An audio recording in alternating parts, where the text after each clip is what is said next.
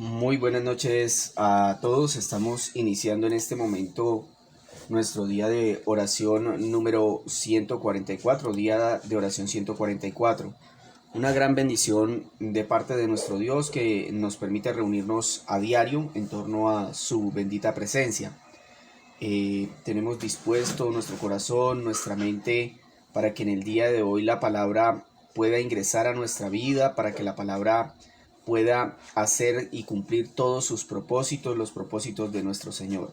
Entonces vamos disponiendo ahí del tiempo, vamos abriendo nuestras Biblias, vamos buscando en qué anotar, vamos tratando de mantener el mayor silencio posible en nuestras casas para que cuando la palabra sea expuesta todos la puedan escuchar y pueda ser de bendición para la vida de cada uno de nosotros.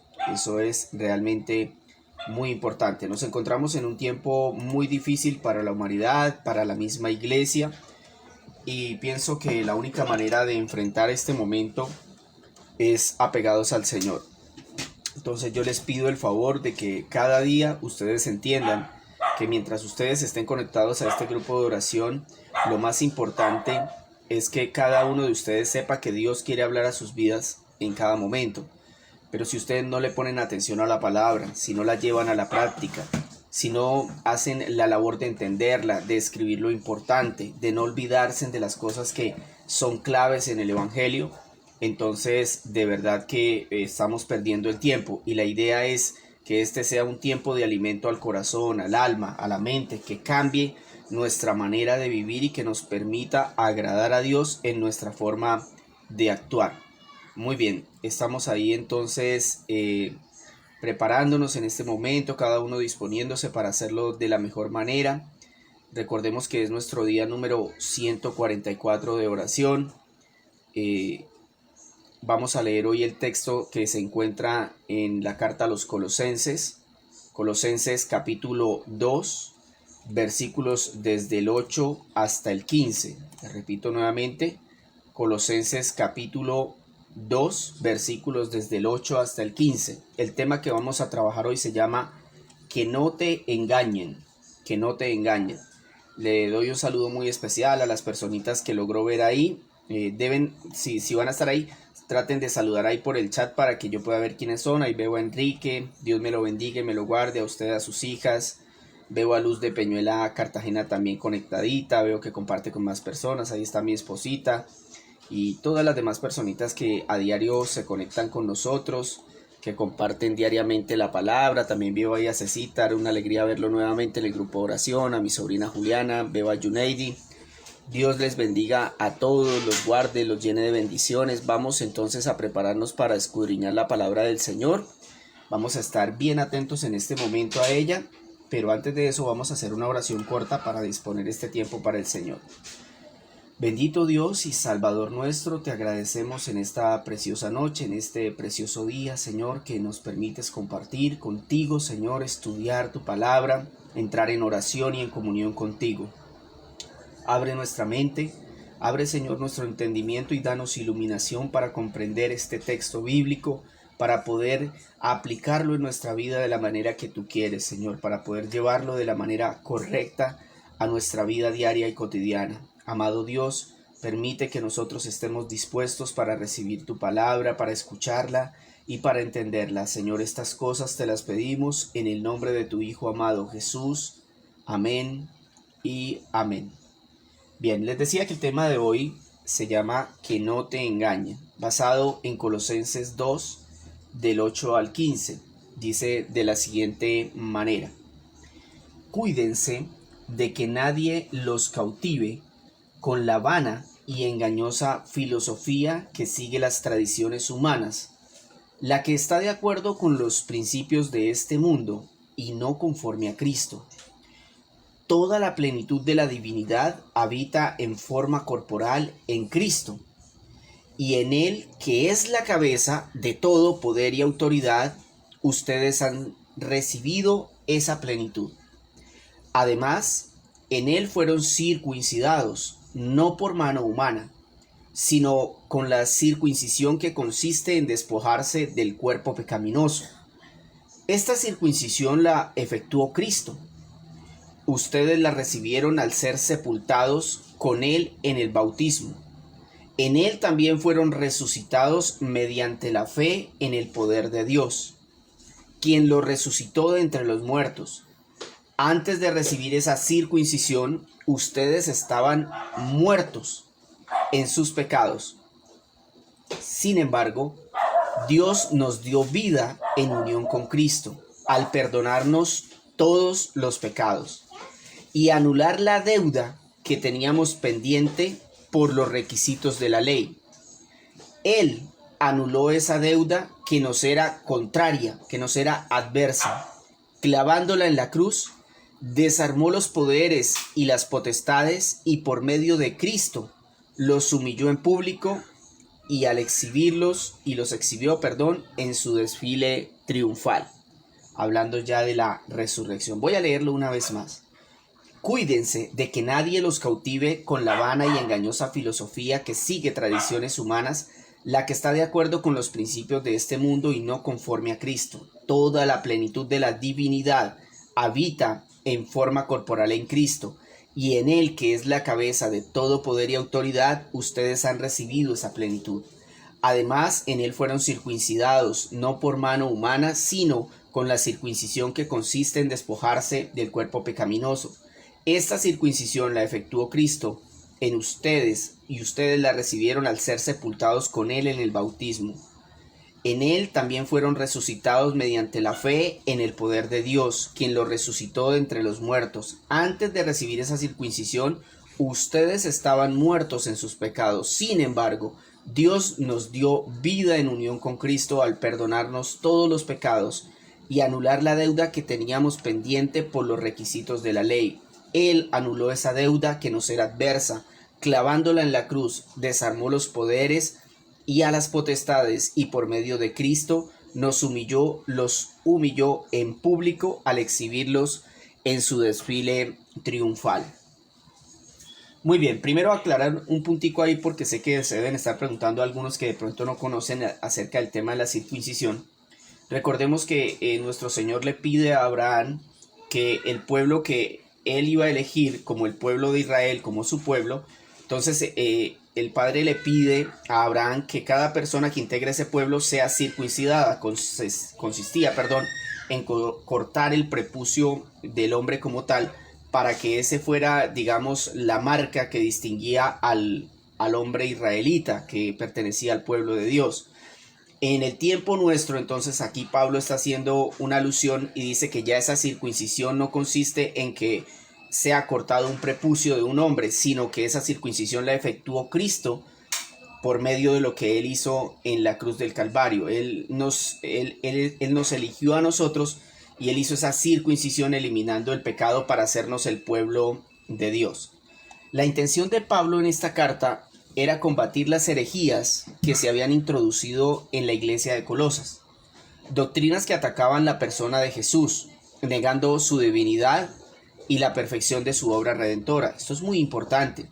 Es decir, cuando Pablo llega a la iglesia de Colosas, él lo que encuentra es que había un grupo de personas que estaban tratando de mezclar la obra de Cristo con la obra judía, con los filósofos y con otras creencias. Esto se conoce como el sincretismo.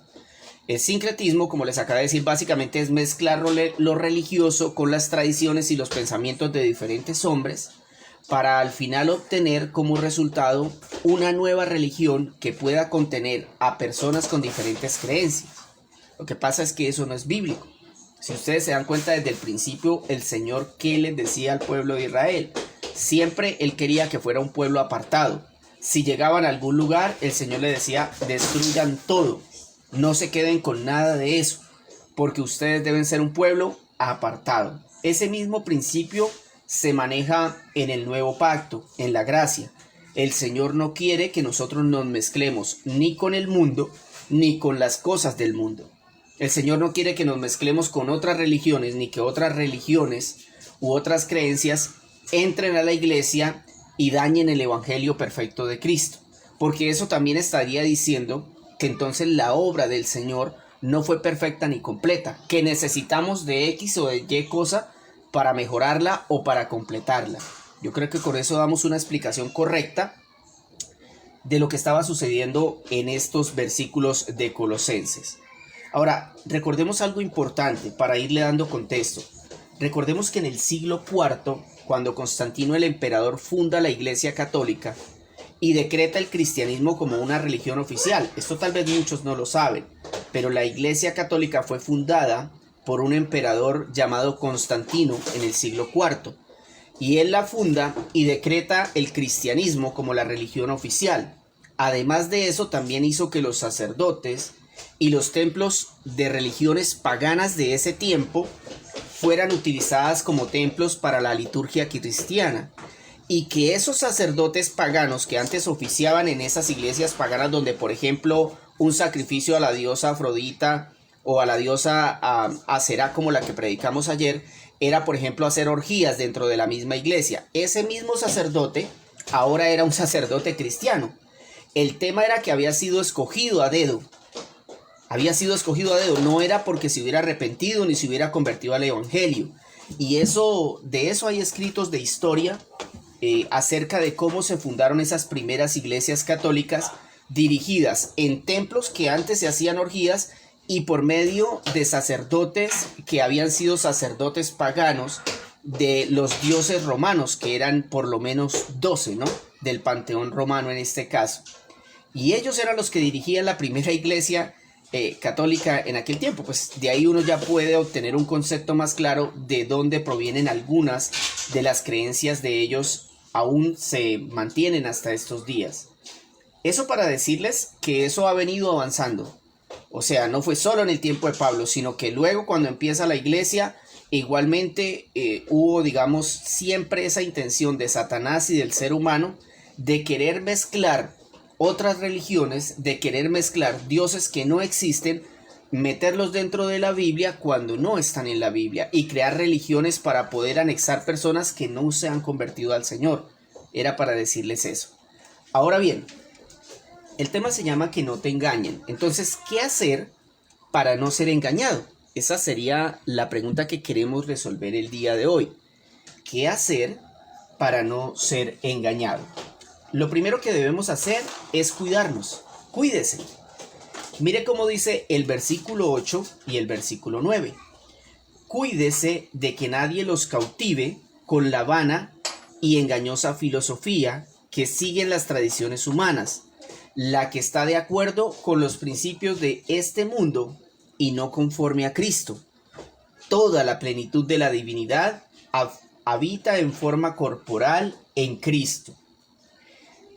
Bueno, es algo importante porque hoy en día vemos un movimiento ecuménico dirigido, por ejemplo, por Francisco, líder de la Iglesia Católica, que está realizando reuniones con líderes de todas las religiones del mundo, con el propósito de llegar a un acuerdo, a un consenso, a una sola religión. E incluso la iglesia cristiana o varias iglesias cristianas u hombres como por ejemplo Jesús Adrián Romero, un cantante cristiano reconocido, ha estado en el Vaticano en esas reuniones, y otros líderes de iglesias cristianas también. Además de líderes de iglesias budistas, de musulmanes, mormones y de otras religiones, han tenido reuniones en el Vaticano para conformar una única religión. Esto mismo es lo que estaba sucediendo en la iglesia de Colosas, en ese tiempo de Pablo. Y es ahí donde debemos tener mucho cuidado, porque van a comenzar a introducir creencias y tradiciones de otras religiones y para tratar de conformar una sola, pero al final eso no tiene nada que ver con Cristo, porque Cristo es la única verdad. La Biblia es la verdad, es la palabra inspirada por Dios. No podemos añadirle ni podemos quitarle. Por esa razón, mi hermano, cuídese de a quién está escuchando usted, de qué tipo de filosofía o creencia usted está siguiendo. ¿Es usted de los que le gusta ver conferencias y animadores que le levantan el ego y le dan consejos para ser fuerte y exitoso? Este mundo le va a dar a usted consejos para todo menos para seguir a Dios. Para todo. Pero definitivamente de ninguna manera lo van a acercar a Cristo. Entonces, ¿de qué debemos cuidarlo? como dice el principio del versículo, cuídese de que nadie los cautive con la vana y engañosa filosofía que siguen las tradiciones humanas, las que están de acuerdo con los principios de este mundo y no conforme a Cristo. Recordemos que el príncipe de este mundo es Satanás, el padre de la mentira. Entonces, usted debe tener cuidado lo que escucha, a quién lee y a quién sigue. Cuídese de eso, mi hermano. Número 2. Para no ser engañado, usted también debe despojarse. El versículo 11 de Colosenses 2 y el versículo 12 dicen de la siguiente manera: además, en él fueron circuncidados, no por mano humana, sino con la circuncisión que consiste en despojarse del cuerpo pecaminoso. Esta circuncisión la efectuó Cristo. Ustedes la recibieron al ser sepultados con él en el bautismo. En él también fueron resucitados mediante la fe en el poder de Dios, quien lo resucitó de entre los muertos. Es un texto impresionante. Ya les expliqué que la circuncisión fue la que fue dada a Abraham y de ahí en adelante a todo el pueblo de Israel. Ellos tenían que circuncidarse. Hasta estos días ellos hacen esa actividad en Israel, de circuncidarse para identificarse como el pueblo de Dios. Pero ya Cristo, que une en este caso a los gentiles y los hace parte de su pueblo, ya lo hace, ahí dice claramente que él ya no lo hace con una circuncisión por medio de un cuchillo cortando un prepucio, sino que lo hace espiritualmente, transformando el alma de la persona y haciéndolo ahora hijo de Dios por medio de la sangre del Hijo unigénito del Señor. Ahora bien, analicemos cómo Pablo lo está diciendo a la comunidad de Colosas. Vean, yo podría, mis hermanos, a ustedes aconsejarlos, guiarlos, corregirlos, pero si ustedes no se despojan de la naturaleza pecaminosa, mis palabras van a rebotar y ustedes no entenderán que ya fueron resucitados y que ahora viven en Cristo.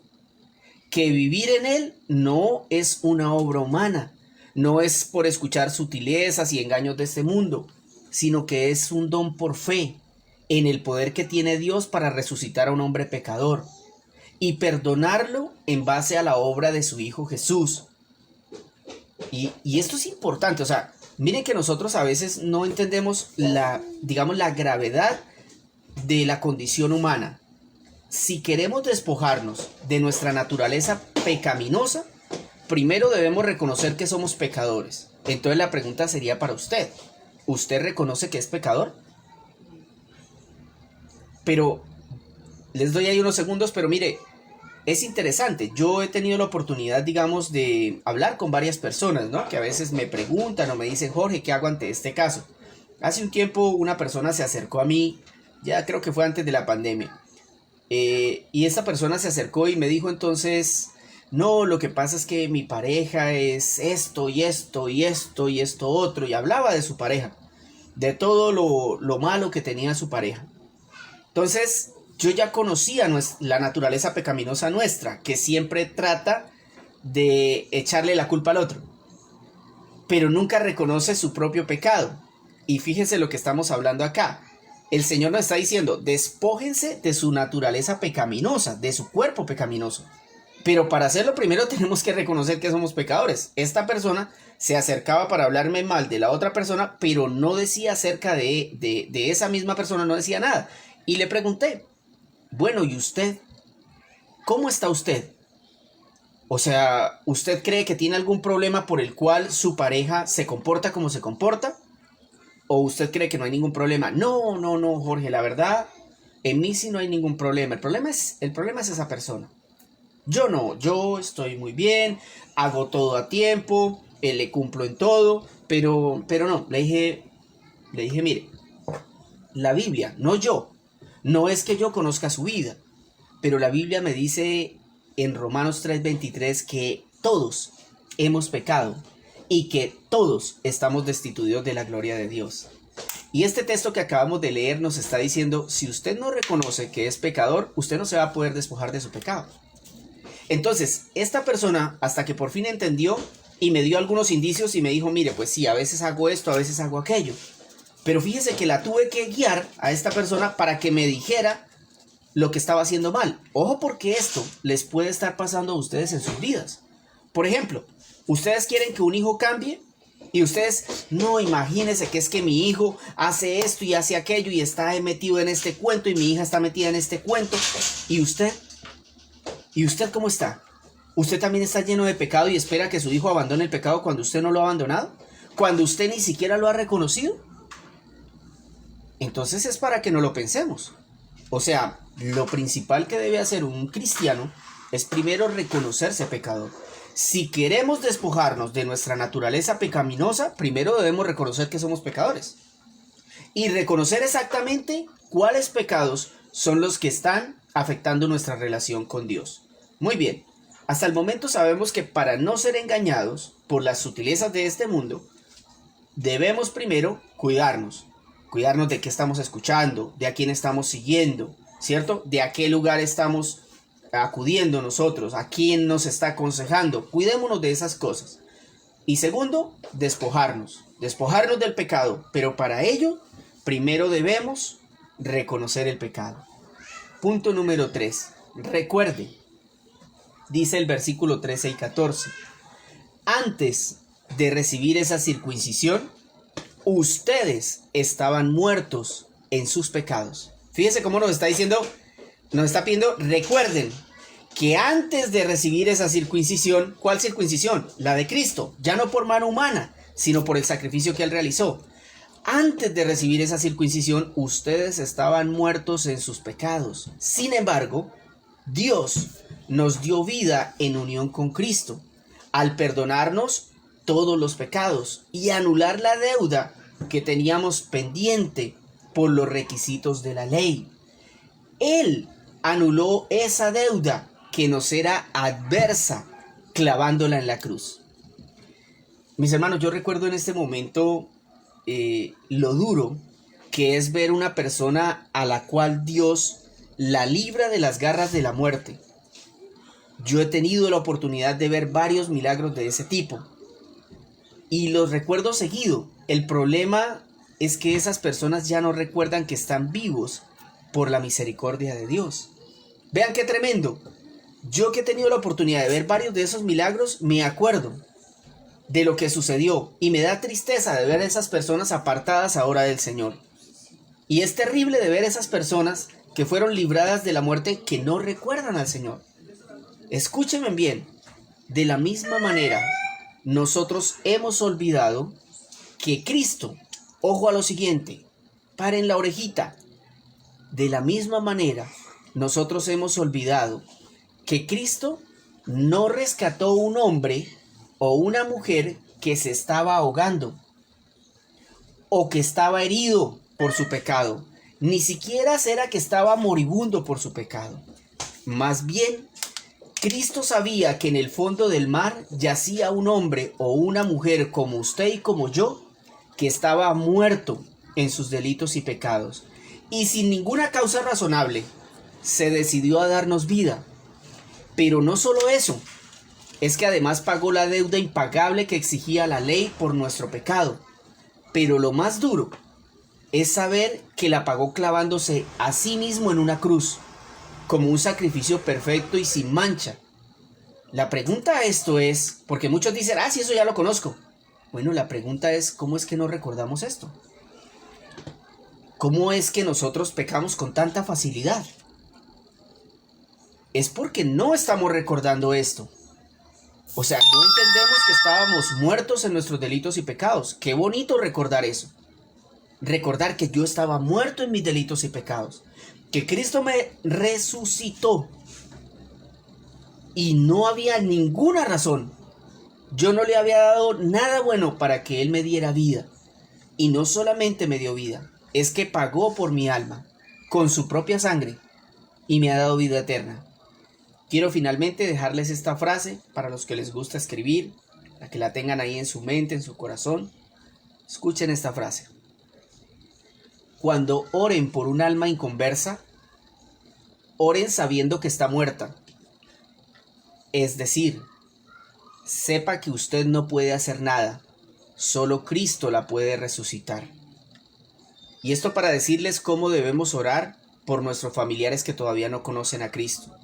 Cuando oren por un alma inconversa, oren sabiendo que está muerta. Es decir, sepa que usted no puede hacer nada, solo Cristo la puede resucitar. Vamos a orar al Señor. Bendito Dios y Salvador nuestro, gracias por tu preciosa palabra, Señor. Gracias por en esta noche estar con nosotros, Señor, por permitirnos entender tu palabra, escudriñarla, Señor. Te pedimos, Dios, que nos des luz a través de este texto para que nosotros podamos tener un cambio verdadero en nuestras vidas, Señor. Debemos cuidarnos de este mundo porque sutilmente nos quieren introducir filosofías engañosas, Señor. Nos quieren introducir dentro del Evangelio cosas que no son bíblicas y que a veces son fugaces, son sutiles, como dice tu palabra, Señor, y no nos damos cuenta si no tenemos un oído adiestrado en la palabra, Señor. Por eso debemos conocer a nuestro Jesús, debemos estudiar su palabra para que cuando vengan esos engaños, esas sutilezas, las podamos detectar. Señor amado, ayúdanos para que nosotros no seamos engañados, que estemos atentos y cuidadosos a tu palabra, Señor, para poder enfrentar ese tipo de herejías como las que enfrentaba la iglesia de Colosas. Señor, ayúdanos a despojarnos del pecado que nos aleja de ti. Sabemos que tú has pagado por nosotros, Señor, que tú hiciste una circuncisión ya no con mano humana, sino basada en tu sacrificio. Señor, tú nos has hecho pueblo tuyo. Por eso te pedimos que nos ayudes a despojarnos del pecado, primero reconociendo que somos pecadores y qué pecados te están ofendiendo, Señor. Por último, Señor, yo te pido que no borres de nuestra memoria los recuerdos de cómo éramos antes, Señor.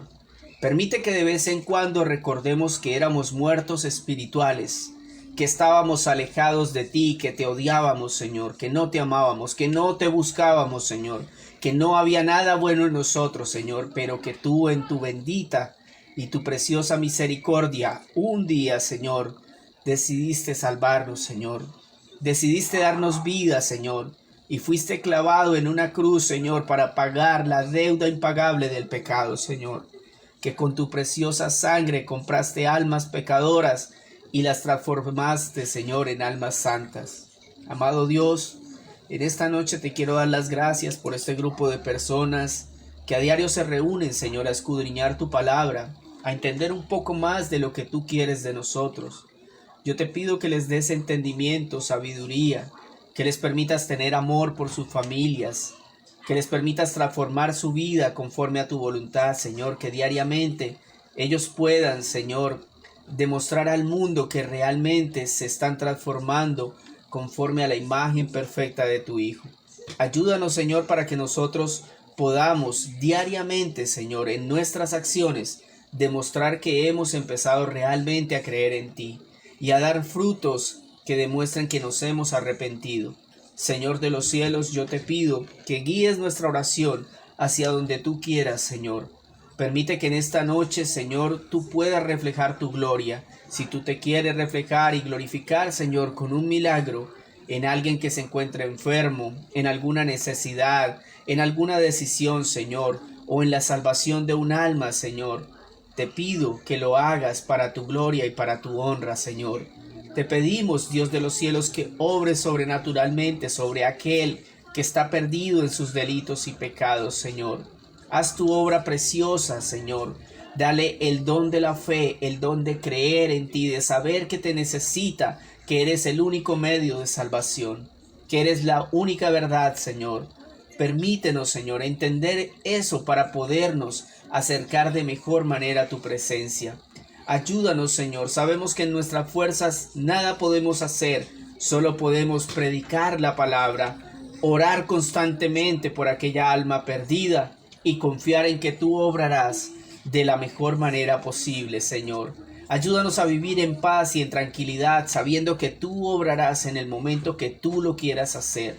No permitas que nuestro corazón se angustie y obre conforme a sus propias voluntades, Señor.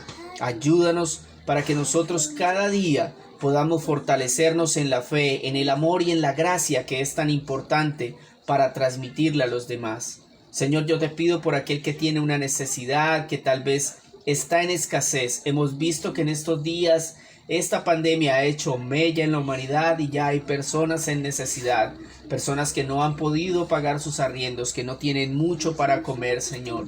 Yo te pido que tengas misericordia del pueblo, Señor. Sobre todo, que ayudes a los gobernantes a tomar buenas decisiones de hacia dónde se distribuyen las ayudas para que lleguen hacia aquel que más lo necesita, Señor. También levanta la iglesia para que predique, pero para que también ayude, Señor. Para que donde podamos ayudar a un hermano necesitado, no dudemos en hacerlo, Señor. Bendito es tu nombre, Dios de los cielos. También te pido en esta noche por todos los misioneros del mundo, por aquellos que proclaman tu palabra en medio de las situaciones más adversas, Señor, en medio de la persecución, del hambre, de la necesidad y de la enfermedad, Señor. Hemos visto casos terribles, Señor, y nos humillamos delante de ti por esas personas que aún en esta época están entregando sus vidas por causa tuya, Señor, mientras que nosotros estamos en nuestras casas tranquilos, tal vez comiendo bien, Señor. Hay otros cristianos en otras partes del mundo, Señor, que no tienen nada que comer. Eso para que seamos agradecidos del plato de comida que tenemos a diario en nuestra mesa, para que no nos quejemos de lo que nos sirven al desayuno, al almuerzo o a la comida, porque muchas de esas personas no desayunan, ni almuerzan, ni comen.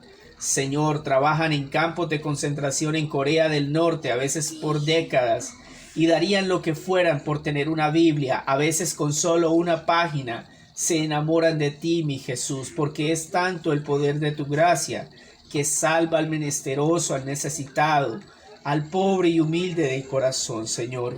Dios de los cielos, escucha esta oración por los misioneros y por los cristianos perseguidos en nuestra tierra. Escucha, Señor, nuestra oración por los pastores, predicadores, evangelistas, Señor, que proclaman tu palabra con la sana doctrina, Señor, que proclaman tu palabra con amor y gracia. Protégelos, guárdalos, llénalos de amor y de sabiduría, Señor. Sabemos que el tiempo de volver a las iglesias está un poco más cerca, Señor, y es una alegría muy grande que tú escuches nuestras oraciones, Señor. Te lo agradecemos porque solo tú lo permites. Permite, Señor, que si nosotros regresamos nuevamente, no lo hagamos de la misma manera. Esta vez debe ser diferente, entendiendo que el siguiente juicio podría ser mucho peor, y así va a ser, Señor. Por eso te pedimos que entremos por tus puertas, Señor, con cánticos y alabanzas, dispuestos a pregonar tu palabra, Señor, en todo lugar, en todo tiempo, a prepararnos para tu reino, Señor, estando dispuestos para cualquier tarea que la iglesia nos pida. Señor amado, te doy las gracias por este grupo de oración en esta noche, por las personas que han estado hoy. Bendícelas, llénalas de tu espíritu, Señor. Ayúdales para saber cómo criar a sus hijos, Señor, en tu palabra, Señor, no en las novelerías de este mundo, no en los consejos ni en las filosofías humanas, Señor, sino que aprendan a educar a sus hijos en tu palabra, pues tu palabra es la verdad, Señor, y los guiará por el camino. Aun cuando ellos estén viejos, se acordarán de ti, mi Señor, un día de aquello que nosotros les predicamos acerca de ti. Amado Dios, guarda nuestros corazones irreprensibles para tu venida que está tan cerca, Señor. Estamos alegres, felices, confesamos gozo en nuestro corazón, Señor, de saber que tú vienes cerca, Señor, que muy pronto estarás en las nubes. No sé si nosotros lo veamos, Señor, pero sabemos que estamos a las puertas, Señor, y estamos dispuestos, Señor, como una novia ataviada de los cielos. Queremos permanecer santos, por eso te pedimos que nos perdones, que nos limpies cada día más, que tu santidad esté sobre nosotros. Guárdanos en esta noche, Señor. Guárdanos el día de mañana, guárdanos del estafador, del asesino. Guarda a nuestros niños del violador, Señor. Guarda a nuestros jóvenes de la drogadicción. Guarda a las niñas, Señor, de caer en las manos de abusadores, Señor. Guarda a las esposas del esposo maligno y golpeador, Dios de los cielos. Protégenos, Señor. Tú eres nuestro guarda, nuestro protector. Tú eres nuestro salvador y nuestro sanador. Muchísimas gracias por esta oración, Señor. En el bendito nombre de tu Hijo amado Jesús. Amén y amén. Dios les bendiga a todos y que pasen muy buena noche, que Dios los bendiga.